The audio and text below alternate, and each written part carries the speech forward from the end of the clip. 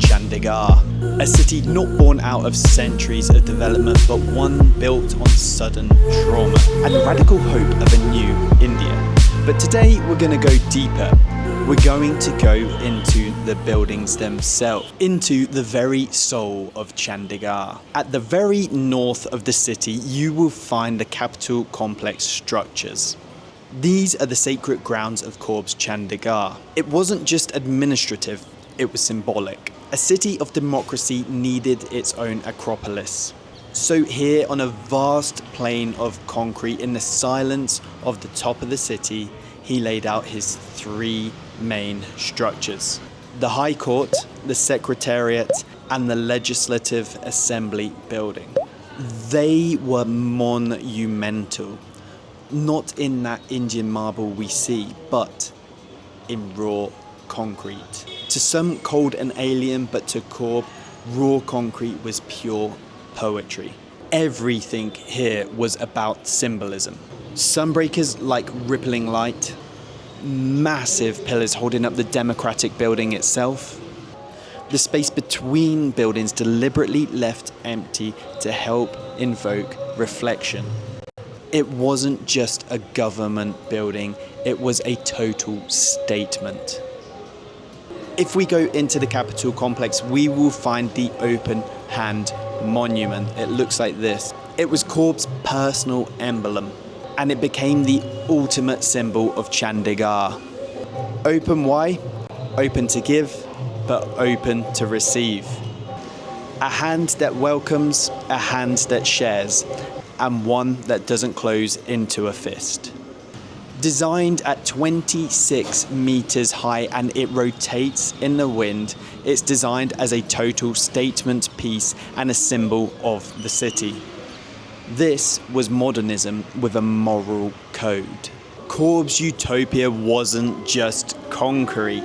Chandigarh was designed with lungs, generous green spaces, tree-lined boulevards. Not simply aesthetic but functional. They absorbed heat, reduced sound, and gave the city rhythm and meaning. In a time before sustainability became a buzzword, Corbusier already knew that a city without greenery was no city at all.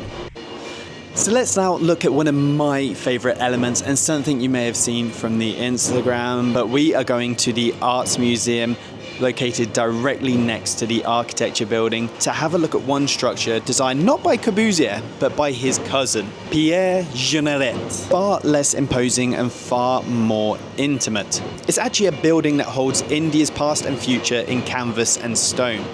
It's definitely worth visiting if you're in Chandigarh, not just for the building itself, but for the artwork as well. Holy smokes, I've always wanted to see this in action, and today, because of the rain, fortunately, we're actually going to get to see it. But I'm standing outside the Art Museum, one of Corb's designs, and you can see it's a very modern, brutalist structure, but this here is the roof draining, and it's draining from that huge piece of concrete which is collecting all the water from the roof and bringing it down to this pool. It's an incredible piece of design that makes a building far more playful than just being a space.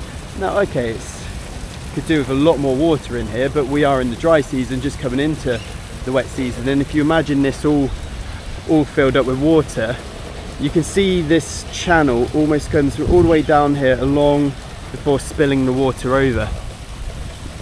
Such a cool piece of design.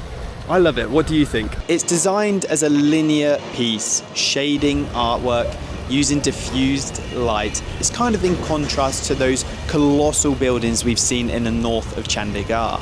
It's not just about the building itself, it's about where it is. Sector 10.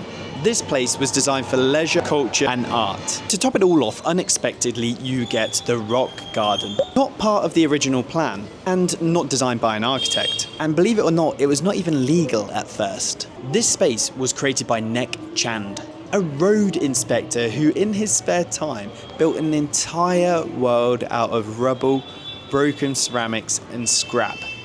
Absolutely bizarre but absolutely fascinating.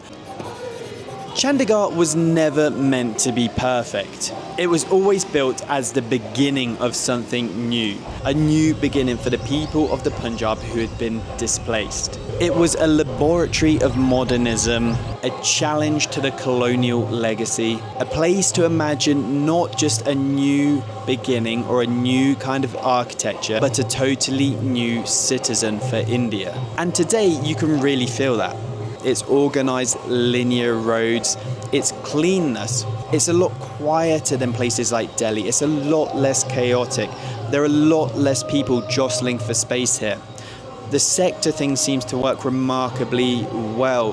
There seems to be a clear sense of community around the edges of sector. And part of me wonders if people from sector to sector mingle or not. I imagine they do. I would love to know if they do. If you are from Chandigarh, let me know if this does happen, please. But the thing that really sticks with me is, what would you design if you were given a blank canvas and told out of turmoil you needed to build the future, a home for people who had been ripped from their own? It really does make you think, doesn't it? What would you build to make people feel at home again? And that is the power of architecture.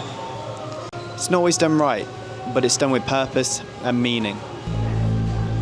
Until the next one.